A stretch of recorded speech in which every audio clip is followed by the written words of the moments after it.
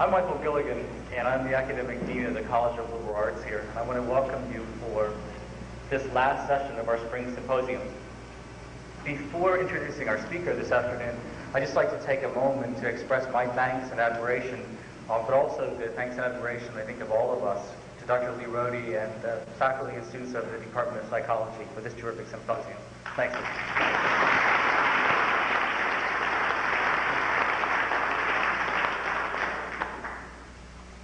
I'm happy this afternoon to be able to introduce you to our speaker, Tom Krieshak, who's a licensed psychologist with a joint appointment at the University of Kansas. He's an associate professor in the Department of Counseling Psychology, where he's teaching in the areas of career development, therapy, and consultation. And his research has been mostly in the area of career development. He's also a counselor in the University Counseling Center, seeing clients and groups on a variety of issues and supervising the Career Resource Center. In addition, he consults 1/2 day each week with Catholic Social Services of Lawrence. And starting in June, he'll be the chair of this department at the University of Kansas. Tom was born and raised in Granite City, Illinois. He received his Bachelor of Science from the University of Illinois in psychology. And after that, he worked for 5 years as a Catholic campus minister on the campus of Bradley University at the Newman Foundation. He received his master's degree in counseling and human development from Bradley and his PhD in counseling psychology from the University of Missouri. Going back to when he was a freshman at the University of Illinois, he met his wife there, Sue Isbell, to whom he's been married for 15 years, someone who's about to become a psychologist herself. They have 3 sons, a 6, 9, and 12-year-old, and Tom is active with them in a youth soccer program. Please welcome this afternoon our speaker, Dr. Tom Krieshak.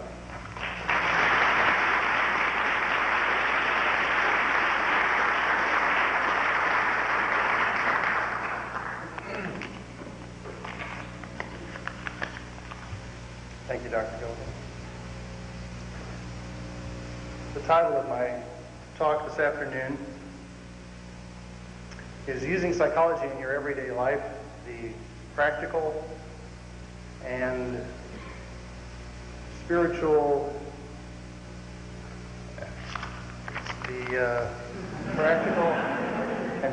ramifications of making foolish interpersonal attributions. And I was approached several times at the reception last night by people who asked me, what in the world does this title mean? Proving to me that I was successful in generating a title 6 months ago that would allow me to speak on whatever I knew something about when I got here.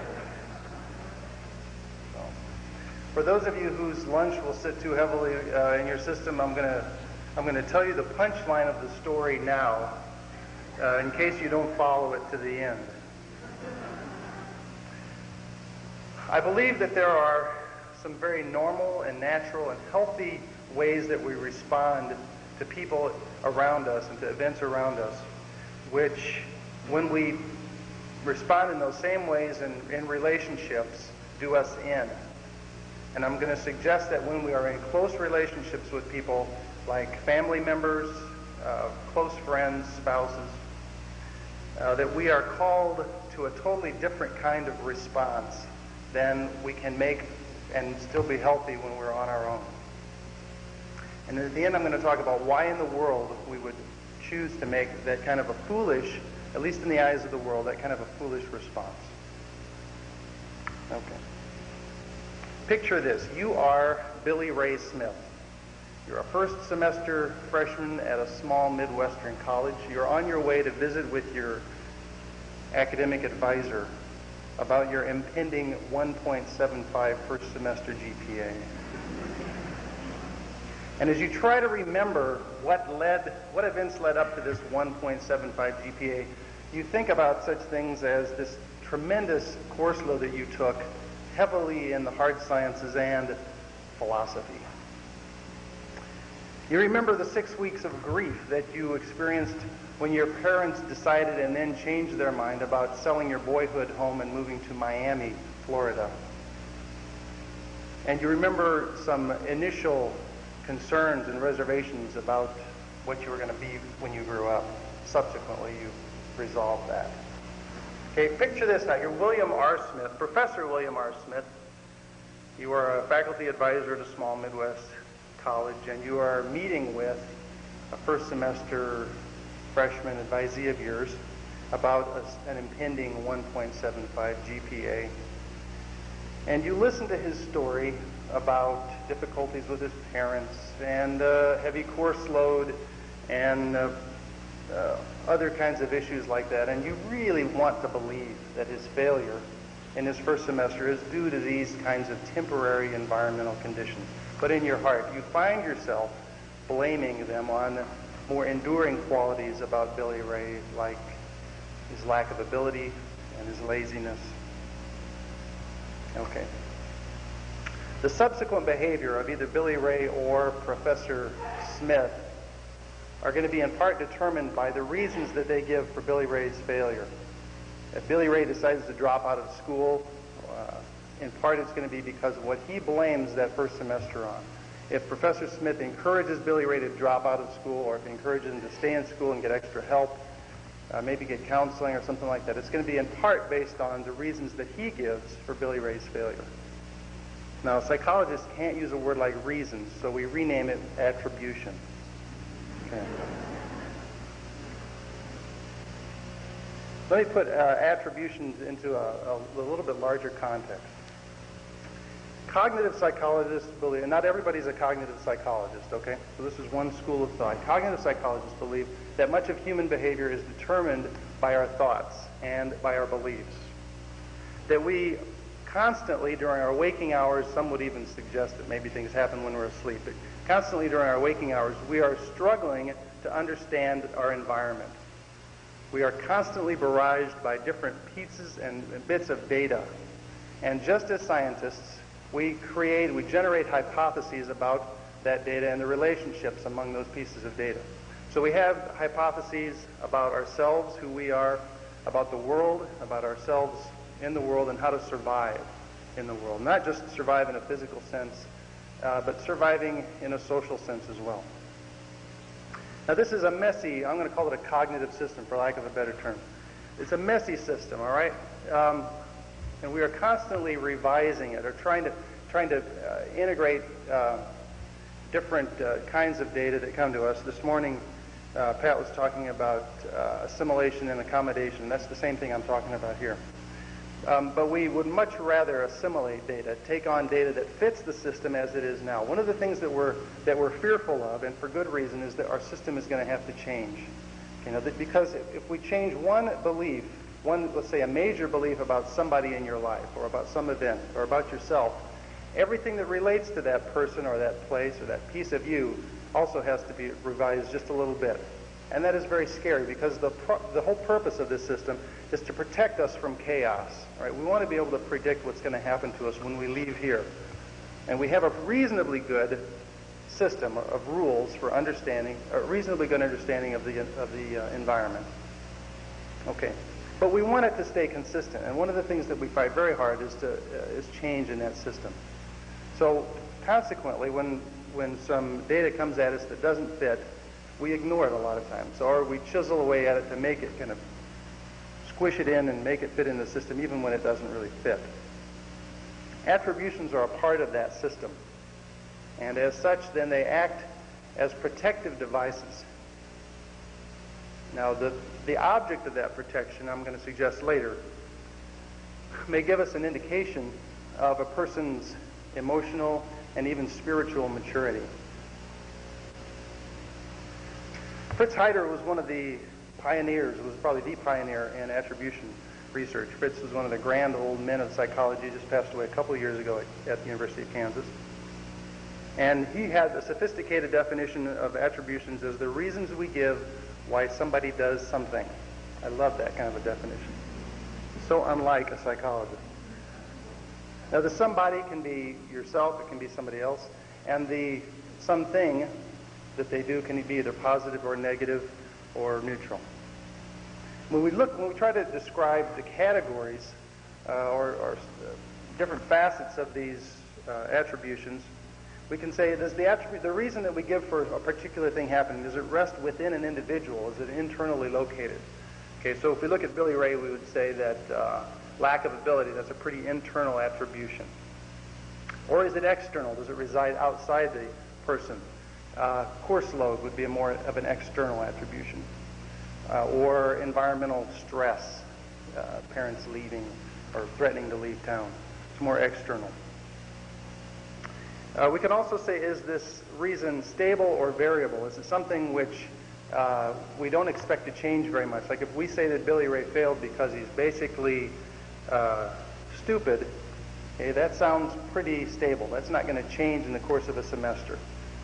Whereas if we say that Billy Ray failed because he was unmotivated because he was an undecided major, or let's go with the more likely one, that he experienced a lot of emotional distress. There's no reason to expect, now that his parents have decided not to move on, that he's going to experience that next semester. So that's more of a variable attribution. Finally, we can talk about attributions as being global or specific. If we say that Billy Ray is stupid, that's pretty global. If we say that Billy Ray is not very good at mathematics, that's more specific. Now, the attribution that we make about his behavior, you remember, is going to have some consequence about what he does later on, whether he's making those about himself or whether it's somebody else making those about him. We can look at the way that those three different categories combine in various combinations, but for the purposes of time, I'm going to lump them together and say the things that fall off on the one side, the reasons that we give, attributions that are internal, stable, and global. Those are the things that have more to do with them residing within the individual, long-standing, almost like traits. Almost like traits. I'm going to call those dispositional attributions. And the other side, those which are external, which are variable, and which are specific, I'm going to call situational attributions. Okay. When you have a success experience and you attribute it to dispositional causes, let's say a group of you goes in for a chemistry test and say half of you does well, half do well. Okay, 25 of you do well. And we question you afterwards and we say, why did you do well on this test? Okay, there would be some who would say, well, I did well because I'm smart. Okay, I do well in chemistry. Others would say, oh, I did well because it was an easy test, or graded on a curve. Some would make a dispositional attribution, say something about me. I'm smart, I'm good in chemistry. Let's see, I studied hard. That doesn't quite fit. Others would make a situational. Would be more like I studied hard and it was an easy test, or he had a really big curve to it, or something like that. Okay, what we know about people who go on and achieve great things is that they tend to give dispositional causes to successes, and they tend to give situational causes to failures. Now, people who do this on a pretty regular basis, okay, people who give what we call the self-serving bias, okay, that combination of dispositional about positive outcomes, about successes, and situational about failure, people who have that self-serving bias are different from people who do not have it in some pretty interesting ways. They have better functioning immune systems, of all things. If they are diagnosed with cancer and are treated, they have a much greater chance of not having cancer again. They sell more than their counterparts who don't have a self-serving bias. They perform better as athletes than their athlete colleagues who do not have the self-serving bias. I was interested in reading the paper this morning about Pete Rose is having his troubles with the IRS, you know. And I was reminded about a study that was, I just found this an interesting study. I wasn't going to use this because I couldn't remember exactly how it went, but I think I have it. They went back into the archives of lots and lots of different newspapers, and they picked out quotes of baseball players about their performance. And they looked at successful performances, and they looked at the things that the baseball players said about their successful performances, and they looked at their failures, and they looked at the quotes that they made about their own failures. And they categorized them this way, dispositional and situational. And they found a correlation between the percent of dispositional attributions about successes correlated 0.4 with longevity. Okay, these are people who played in the 20s and 30s and 40s who have subsequently died. And the correlation between failure and situational attributions knowing it. Between the percentage for situational attributions about failure and longevity was just about 0.4, just a little bit less than that. Okay, so an indication of that people who have that self-serving bias even live longer. I think that's pretty interesting stuff. Okay, some of the most instructive research has come about in our looking at people who are moderately depressed. Now, moderately depressed people are people who have been depressed a lot of times for a reasonably long time, but not suicidal. Okay, but they would be very often seeking treatment. And we, fascinating studies. I love some of these studies. They took a group of moderately depressed people and they put them in a room with a one-way mirror, and they served them finger sandwiches and 7-Up, and they said to mingle. Okay, act like this is a party and just mingle. Somebody really had a good time with this study, huh? And so they did. They mingled, and then afterwards they said to them, "Okay, now how did you do, and why did you do the way you did?" And the depressed people would say, "Well, I didn't do very well. You know, I'm just not a social butterfly. I just don't get into that kind of stuff." And they asked the raters who were on the other side of the one-way mirror, "Well, how'd they do?" And they said, "They didn't do very well." Okay, they really weren't social butterflies. Then they take a group of non-depressed people, okay, who are psychologically healthy, put them in the same room by themselves, and they say, "Okay, here's the finger sandwiches and the Dr. Pepper, mingle." And they do that, and then they ask them afterwards, they say, "How do you do? How did you do?" And the non-depressed people said, "I was really pretty good. I was networking, I was meeting a lot of people, having a pretty good time." They asked the raters, "How do you think they did?" And the raters said, "They didn't do very good." All right. Now, this is an important point, okay, that the people who were depressed were more accurate. And this is just one study. Okay. I told you this was counterintuitive. The people who were depressed were more accurate. Okay? And the people who were not depressed, the people who were healthy, saw it differently. They distorted the reality. They thought they were doing great. They were doing exactly the same as the depressed people. Okay? But they saw their behavior as networking and, we're doing pretty well, and because I'm a pretty social kind of guy. That's why I did so well. Okay. This flies in the face of one of Freud's earliest formulations, the reality principle, which says that people who are psychologically healthy have a better grip on reality, a more accurate or objective reality. And the research that's coming in streams now is suggesting that may not be the case, that probably it is not the case, that the people who are more healthy have this self-serving bias, and the people who are depressed are either unable or are unwilling to utilize that self-serving bias as a way of keeping themselves out of what is very often not a very pretty reality. Okay, Taylor and Brown refer to 3 adaptive illusions that they say people have. They say that people who are psychologically healthy have an unrealistically positive view of themselves. They have an exaggerated belief in the level of personal control they can exert over their lives, and they have an unrealistic optimism about their own future. Okay. That runs contrary to the data. Okay, so the picture that I have painted of the psychologically healthy person is someone who is distorting reality. Now we go back to that notion about the system that we carry around with us, all right? And we want it to be consistent. All right, and the data that doesn't fit our view of ourselves, we just ignore it, or we squeeze it in. We make it look a little different. We polish it up.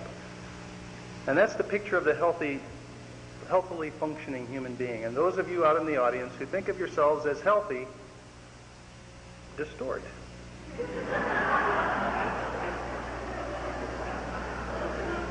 And more power to you. That's normal. All right? That's what you have to do. All right, now let's look at this on an interpersonal level, though. Jones and Nisbet, classic article, talked about something they called the actor-observer bias. And the bottom line of the actor-observer bias is that I have good reasons for doing this, you don't. Okay? And my best example is my own driving. I have figured out the best course from my office to my home, so that I can avoid every major intersection. I never hit a stop sign. It's all these side streets. I can just keep weaving. All right, but there's one spot where if I don't make the turn right away because the way the traffic is flowing, a lot of times I have to wait for 10 or 15 cars. So I take some chances and I turn before, a lot of times when I really shouldn't. I know that, okay? I turn in front of people and I say to myself, he's going a little too slow, and I'm gone. Okay, now, when I'm coming the other way, though, all right, and somebody turns in front of me, inevitably I honk. When I'm the actor, there's good reasons for doing this, okay? I had good reasons. Don't honk at me. My kid's waiting for me. I got to get to school. Okay, but when somebody else does it, you so-and-so, what are you doing? You're endangering my life. The same exact behavior. When I do it, it's fine. I know that I had good reasons for doing this. When you do it, you lame driver. Okay, so when I refer to myself, I use a self-serving bias. And when I look at somebody else's, the same behavior in somebody else, I make what is known as the fundamental attributional error. For those of you who are taking notes, that's the fundamental attributional error. FAE. And the fundamental attributional error is that when you're looking at other people's behaviors, you almost always overestimate the extent of dispositional variables, and you underestimate the importance of situational variables. Now, you might think that it would go, kind of flip-flop from how you do it yourself. But we're not trying to put other people down.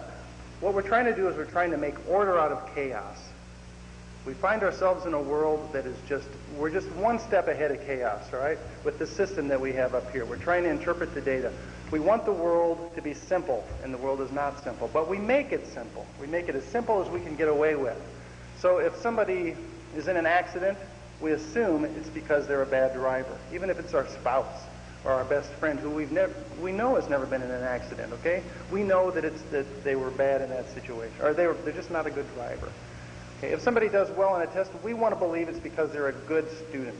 We want to make a dispositional attribution about everything, whether it's good or bad. Because we want the world to be simple and ordered, so we make it that way.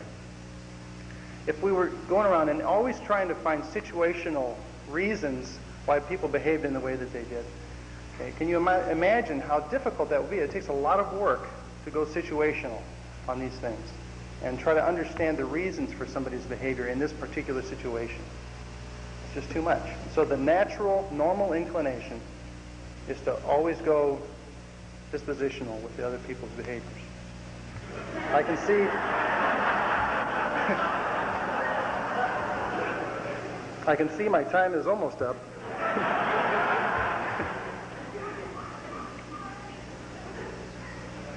I'm going to assume that doesn't mean anything. You just keep right on going.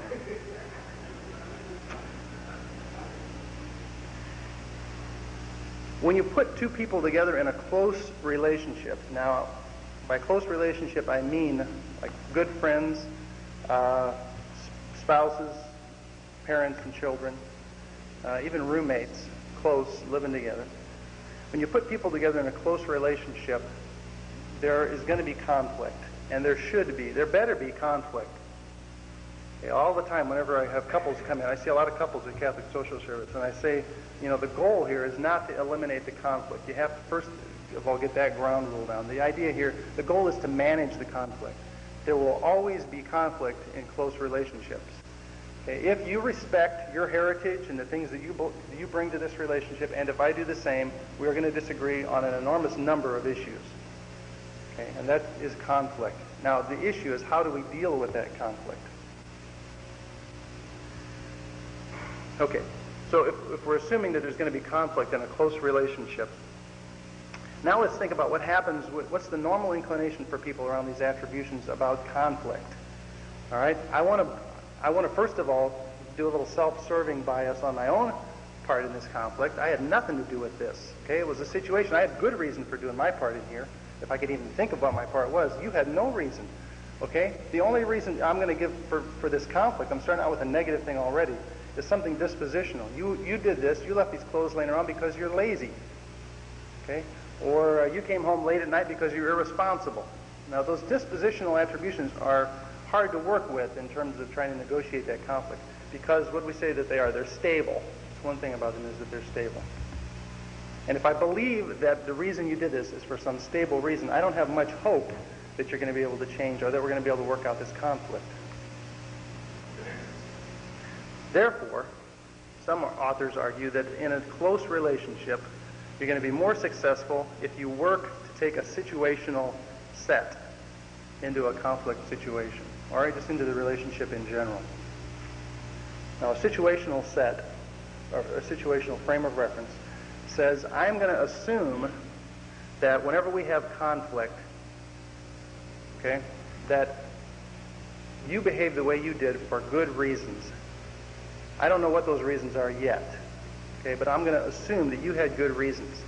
Actually, I may never know those reasons, but I'm going to assume that you had good ones. And I'm going to work as though you had good reasons. And it even goes farther than that. It goes as far as to say that if I were in your shoes, I would be in your shoes. Okay? If I had the same genetics that you had and grew up with the same learning history that you did, and I had the same belief system that you have, granted it's not perfect, and there's all kinds of problems up here with any of our systems, but if I had the same one that you had, I would be coming to the same conclusions that you're coming to, and I'd be making the same behavior that you're making right now.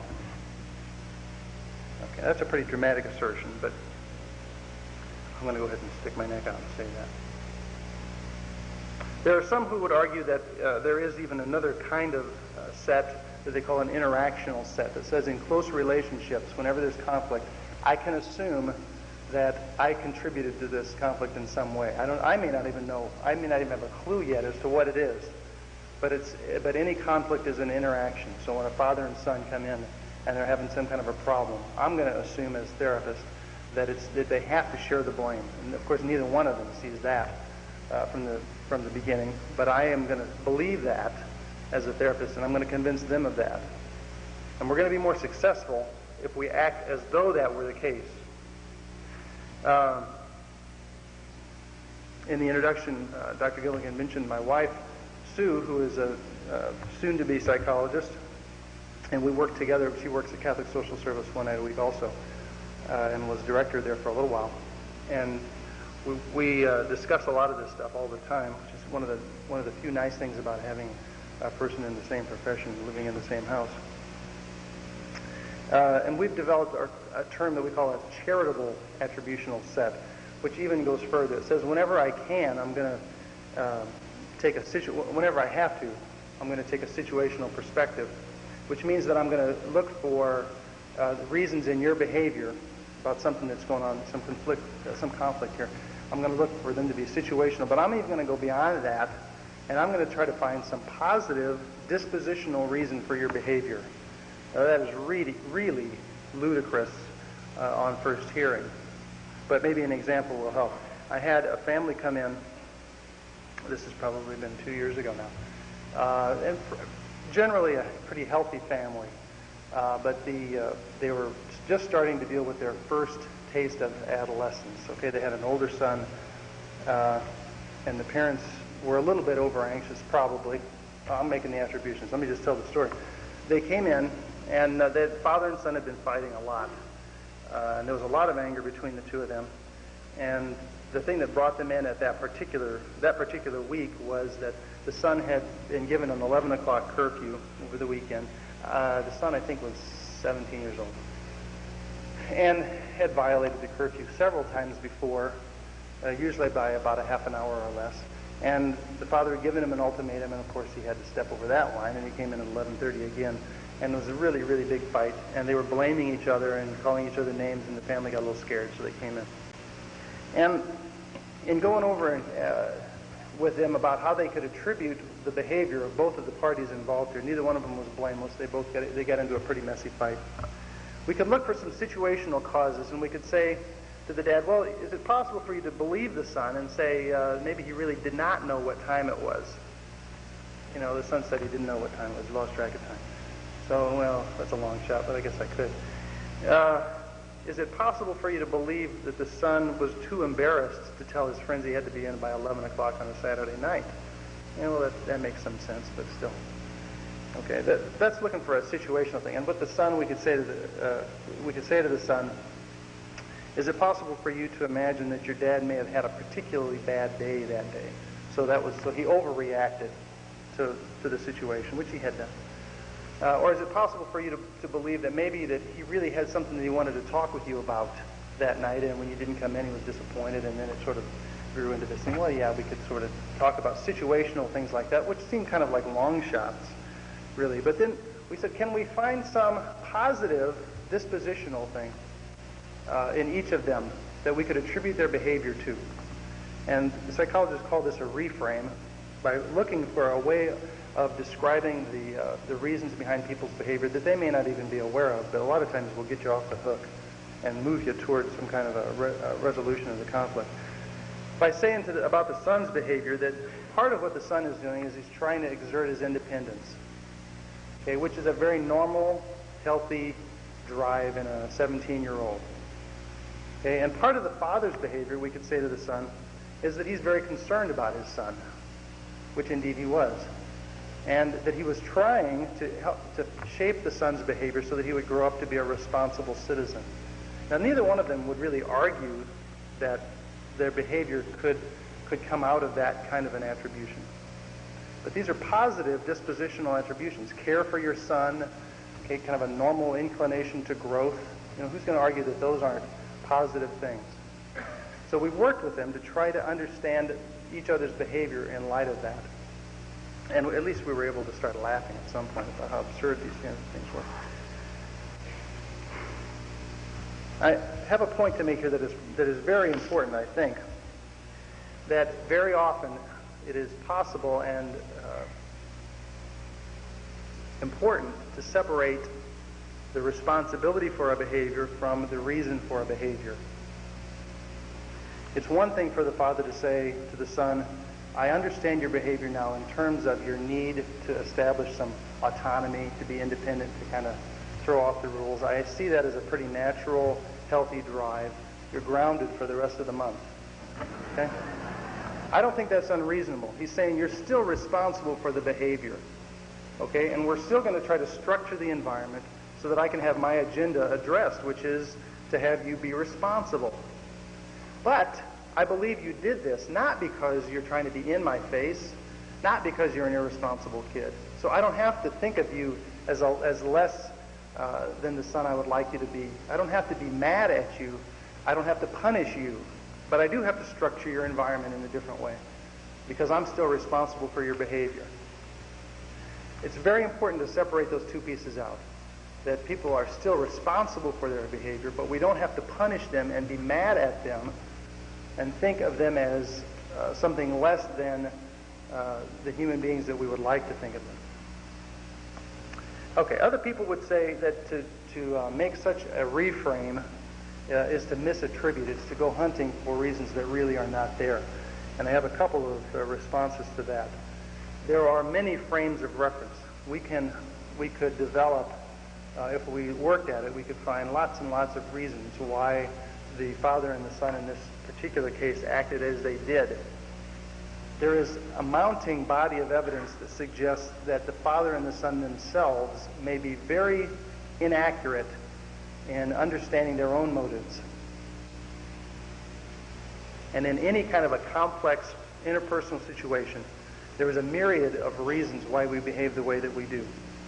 I contend that we might as well choose one which is going to work for us. That there is no such thing as the objective reality. If there is, there's no way for us to know what that is.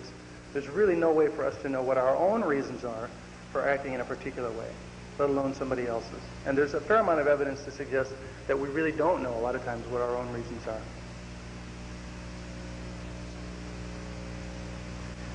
I'd said at the beginning that we make attributions in the service of protecting ourselves. Actually, I didn't say ourselves. I said it's as protective devices, and the object of that protection is some indication of emotional and spiritual maturity. I don't think that coming at a situation like this with a charitable set is inconsistent with that. I still believe that people who are able to take a charitable or a situational frame of reference are protecting, but they have gotten to a point where they are defining themselves differently than just that which is within this skin. I'm defining myself now, at least in terms of the things that are happening between us. I'm defining myself in a relationship. So I'm no longer just protecting my skin. Now I'm looking out for the relationship. And sometimes it feels, most of the time, it feels like my own skin is in jeopardy when I do that. And that's the foolishness of this kind of an interpersonal attributional style. When we look at spouses who are in successful relationships, and I apologize for using marriage so much around this, I think the main reason is because we have a fair amount of research about marriage relationships. It's easy to define what a marriage is. But spouses who are in successful relationships distort a lot. Okay, we talked about the people who are non-depressed and how they distort reality to stay healthy. People who are in successful relationships do the same thing about their spouses. Okay, they distort like crazy. They ignore negative information, negative data, which would, if they paid attention to it, might force them to change the way that they think about their spouse, the positive way that they view their spouse. Okay, we squeeze the data. We manipulate it so that it fits into the way that we want to view our spouse. Now, these are successful relationships. Okay? Just like successful individuals distort, people in successful relationships distort. They choose to distort. They choose to take a situational set or a charitable set, especially into conflictual situations. I don't think that this is, I think it certainly is not just in marriage relationships. I think the same thing is true, although we have less research, about people in close friendships. I think the same kind of commitment that people make, that religious make to a religious community, that family members make to each other, that priests make toward their parishes, or that people make toward their church, or even that countries make to each other. I know when I was growing up, it was all right for us to see Russia as the bad guy, and whenever anything would happen, we would attribute this to the Russians, and that they were just a bad, evil people. And we know we can no longer get away with that. We have to make more of a situational attribution about things that happen between countries. We can't afford not to.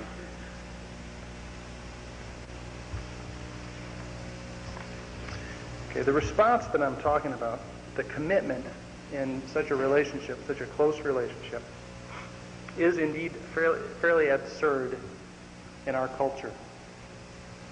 We're asking you to assume that people have good reasons for acting the way that they do, even when the data may not support that. We're asking you to distort in favor of the relationship as a way of protecting and nurturing the relationship, to ignore negative data.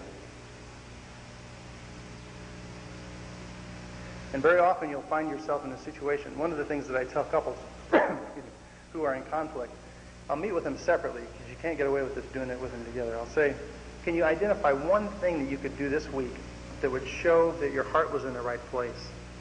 Okay, is there something that you could do, something with some sign value that you could do regardless of your spouse's response to it, in spite of their response?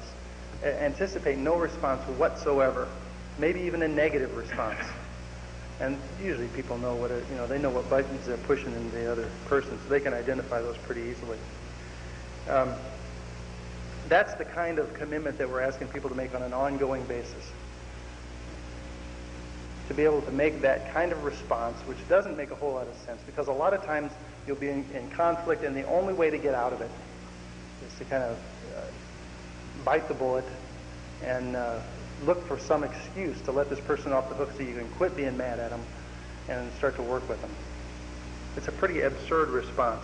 And I think there's two reasons why we make that kind of a response. One is because it works. Okay? We do have some evidence that people in successful relationships treat each other that way. They relate to each other that way. The second reason is I think that we're called to that kind of a response in our tradition, our religious tradition. I think that such a response is at the heart of the covenant relationship that Yahweh made with Abram and with Israel and with us. It's an absurd commitment. It says that I will be there even when you're not. And I'll be there again and again, not because you deserve it, not because you've earned this kind of a response, but just because I am choosing to make this kind of a response. And I think once we have experienced that, if we have experienced, I think we are only capable of making that commitment to another human being to the extent that we have experienced it. And so we make those commitments to each other as a way of learning about the God who makes that covenant with us. I had the misfortune, right before I was married, this was in '74, terrible Midwest snowstorm around Christmas, and was a senior in college, was driving home over the holidays to be married, was in an accident and was out on the side of the road at about midnight, ready to freeze to death, and had to be an angel, came along in a Volkswagen van on his way from Boston to Los Angeles to discover himself. A very strange fellow. Anyway,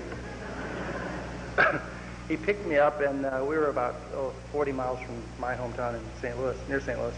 And I said, if you take me home, and he didn't have any place to stay. He was just kind of going to go as far as St. Louis that night. He said, if you take me home, then you can stay at my house. And he ended up staying there for 3 or 4 days, and we still correspond. I haven't seen him since, but we still correspond.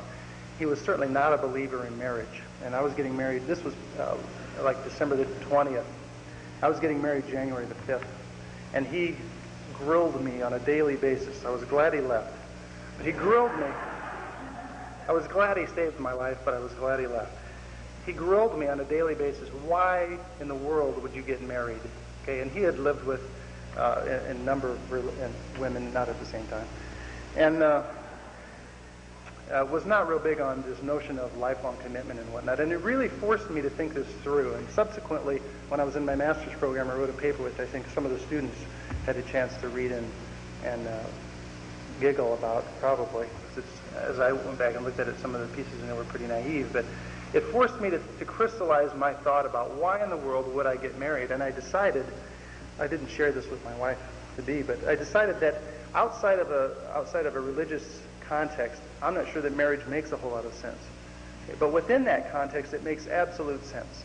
Because what I saw myself doing in the committing myself to that marriage was I was saying that I have experienced to some small degree that kind of covenant commitment relationship that allows a person to make an absurd response like I'm asking people to make through this. And that I am committing myself to a relationship where I am, as humanly possible, going to try to make that same kind of response to another human being.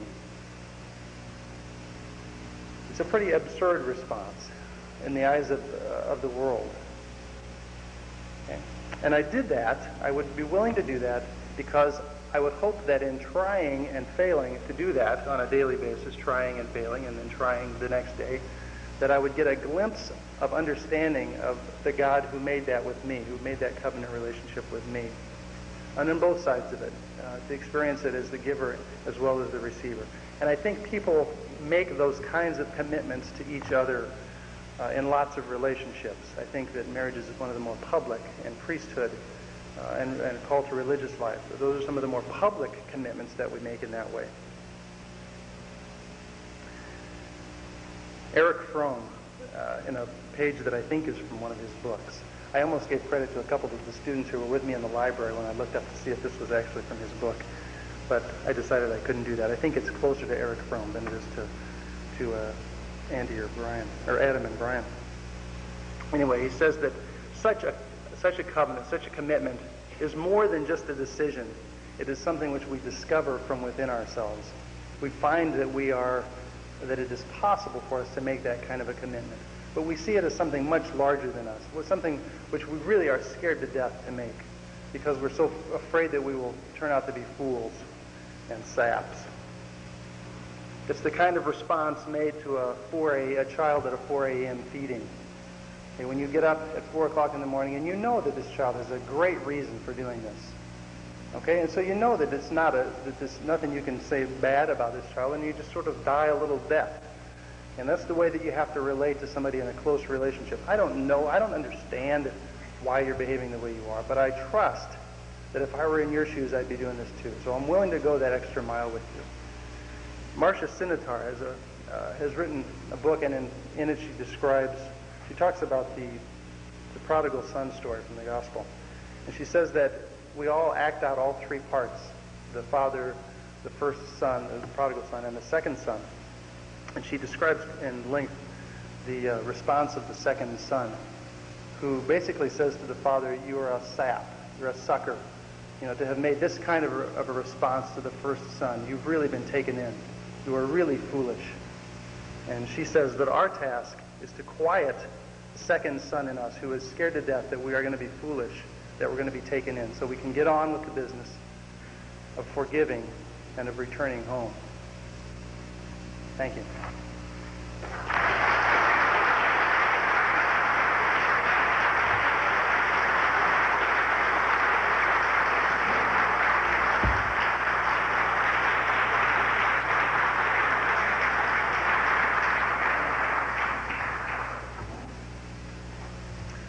I guess we have to endure some questions.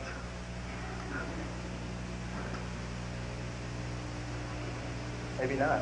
Are there any questions or comments?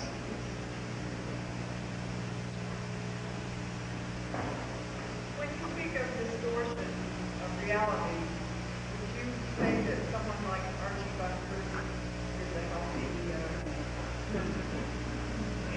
Okay, the question was talking about distortion of reality. Is Archie Bunker a healthy individual? Let me think about it. There's a part of me that says absolutely not.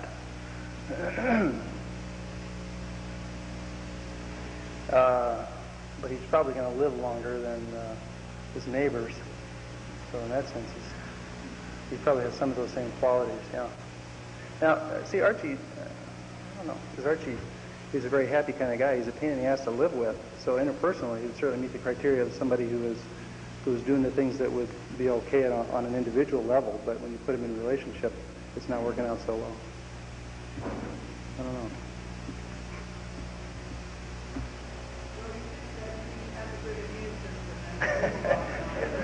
Yeah. Yeah. Yeah. Do we distort because we're healthy, or are we healthy because we distort?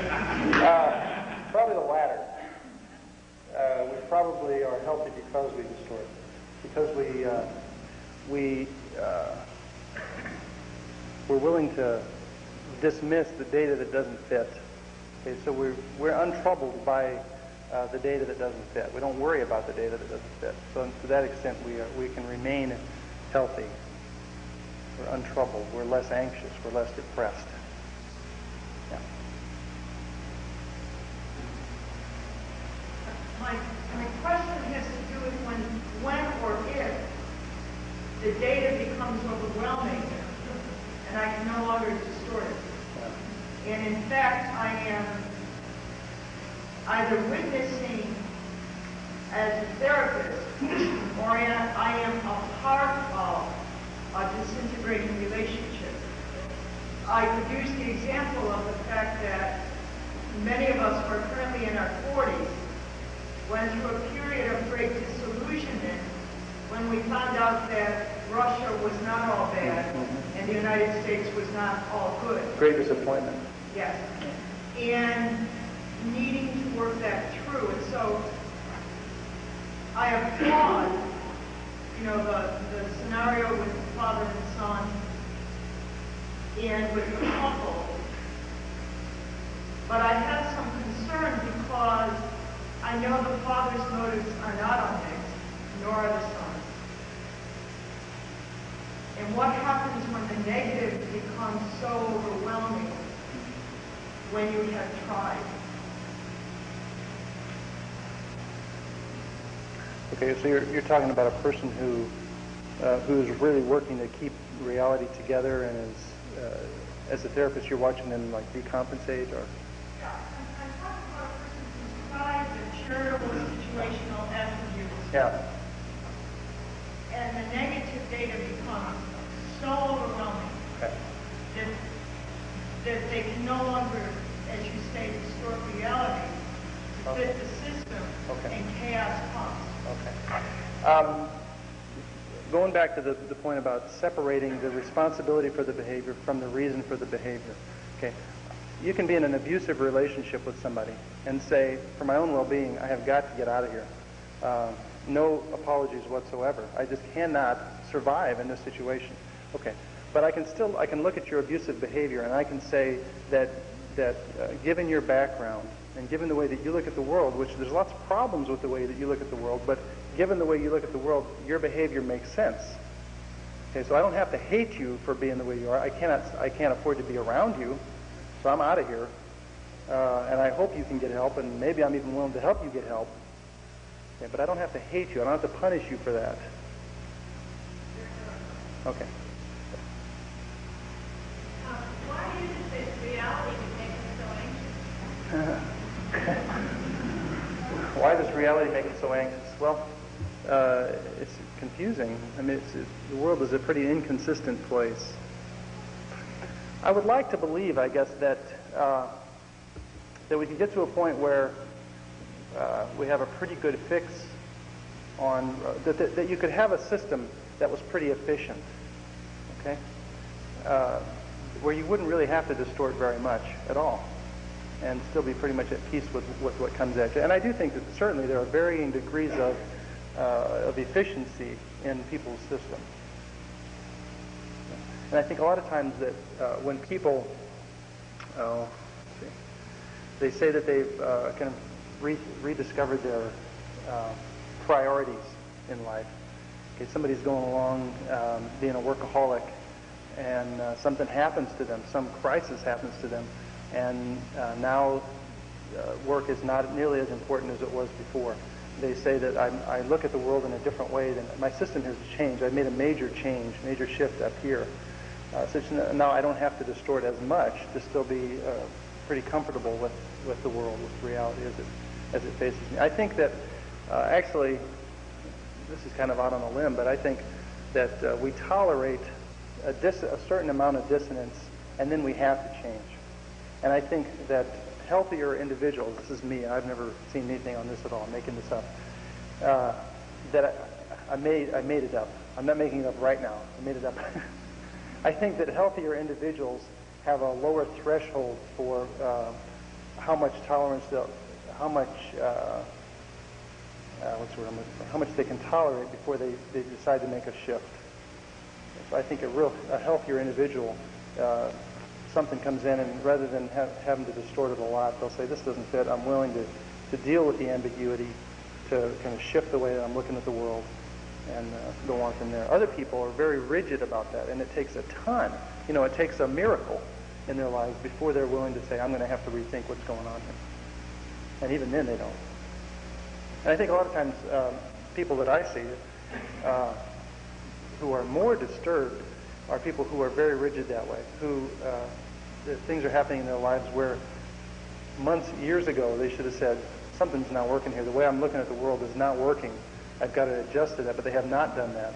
And I think that they're repressing and distorting and denying at a tremendous price.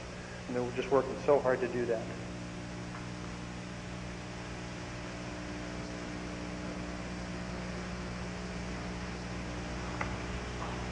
Do you know of research about attributional characteristics of people who are aligned in religious communities? Because I think that I'm interested in the whole question of vocations, obviously, but it seems a lot of times that institutions try to give candidates a very realistic sense of church, and many times maybe drive them away. Yeah, I don't know. I'm not aware of any research about that, but that's not a real big area for me, so I wouldn't necessarily be aware if there was something. Maybe some out there. And one more question. Why do somebody say that? And just keep it over and over again? Is it curiosity? Is it what most people do? Why? And they're saying why?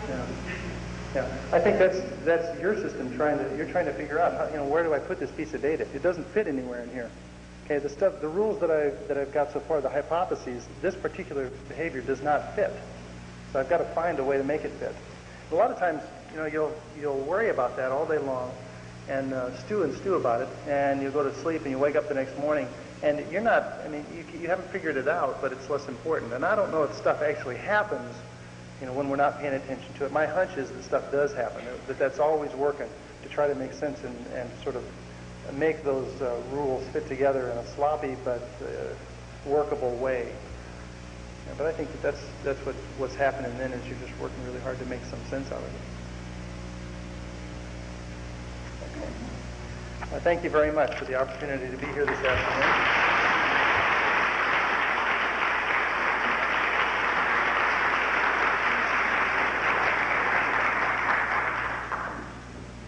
My name is Lee Rohde, and as chairperson of the department, it's my job to thank a few people, and I'd like to do that very briefly.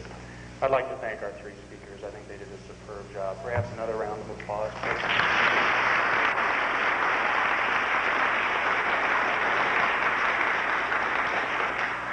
I'd also like to thank Father Dennis Sheehan, the president-rector of the Josephinum, who did a wonderful job on our liturgy and on our welcome last night, and without whose support we couldn't continue the symposium process year after year. I'd like also to thank, and this is going to get me in a lot of trouble, I'd like to thank the person who started the idea of the spring symposium, who is sitting in the back. Yes, I can see him. Would you stand, Father Ricker? Father Ricker is a yes. I'm sure I'll pay dearly for that. 5 years ago, whose idea it was to have spring symposiums, and without whose persistent support, we couldn't do as much as we have. There was a lot of work done on this symposium, and I was just the coordinator. It really wasn't done by me. But I'd like those who did the work to stand up and take a bow. First of all, the folks who are in the audience who are psychology majors, would you please stand? Yes, I know. Yes.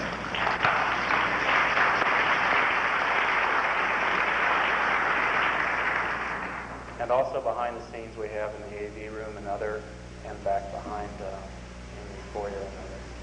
Also, everyone here who is in a psychology class had to do some work and volunteered for some work for the symposium. Would you all stand if you were in a psychology class? Come on. Yes, you can stand. Okay. There was a lot of work put into this. I think it was enjoyable for all. I'd also like to thank you, the general public, for coming. Please feel welcome to visit the Josephinum anytime. We enjoy your presence here. Thank you very much.